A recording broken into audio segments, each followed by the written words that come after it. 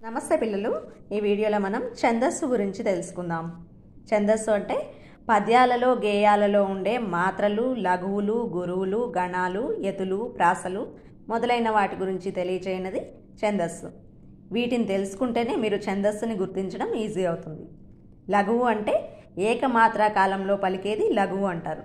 అంటే ఒక చిటిక వేసేంత కాలంలో పలకబడేదాన్ని లఘువు అంటారు. దీనిని నిలువు గీతతో సూచిస్తారు. గురువు అంటే 2 మాత్రల కాలంలో పలికేదాన్ని గురువు అంటారు. దీనిని ఇంగ్లీష్ అక్షరం యూతో సూచిస్తారు. మొదట లఘువుల్ని గుర్తించడం ఎలానో చూద్దాం. మొదటిది హ్రస్వాక్షరాలు లఘువులు. హ్రస్వాక్షరాలు అంటే దీర్ఘం లేని అక్షరాలన్నీ కూడా లఘువులు అవుతాయంట. ఉదాహరణకి ఆ, ఈ, ఉ, రు, ఏ, ఓ, క, మా, గా, చ ఇలా అన్నీ కూడా దీర్ఘం లేని హ్రస్వాక్షరాలన్నీ కూడా లఘువులు అన్నమాట. వీటిని నిలువు గీతతో సూచిస్తారు. 2 దీర్ఘం లేని ద్విత్వాక్షరాలు లఘువులు. ద్విత్వాక్షరాలు అంటే ఒక హల్లుకి అదే హల్లు ఒత్తుగా వస్తే వాటిని ద్విత్వాక్షరాలు అంటారు. ద్విత్వాక్షరాలు అయి ఉండాలి, వాటికి దీర్ఘం ఉండకూడదు. అలా దీర్ఘం లేని ద్విత్వాక్షరాలు లఘువులు అంట. అవేంటివో చూద్దామా. కాకి కావత్తు, గాకి గావత్తు, ఘాకి ఘావత్తు, చాకి చావత్తు, ఛాకి చావత్తు, జాకి జావత్తు. ఇలా దీర్ఘం లేని ద్విత్వాక్షరాలన్నీ కూడా లఘువులే అవుతాయి. వీటిని నిలువు గీతతో సూచిస్తాం.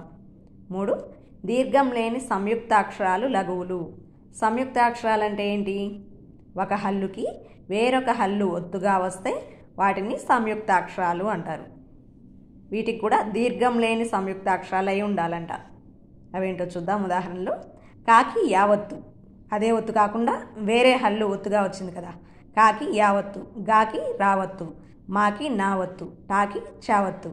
ఇలా వేరే హల్లు ఒత్తుగా వచ్చి దీర్ఘం లేని అక్షరాలు అయి ఉండాలి. అవి లఘువులు అవుతాయి. వీటిని ఈ సింబల్తో సూచిస్తారు.